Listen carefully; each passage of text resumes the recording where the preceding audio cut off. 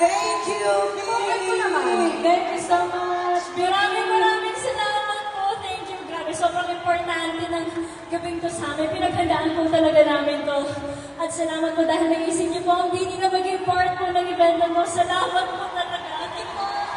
Ano ba? Wow. Thank you, Billy. Thank you so much for your time. Thank you talaga at nagpakita kayo dito. Maraming salamat sa inyo. Yes, maraming salamat. Sana ulit-ulit. Yes. Sabi ni Ate Regine.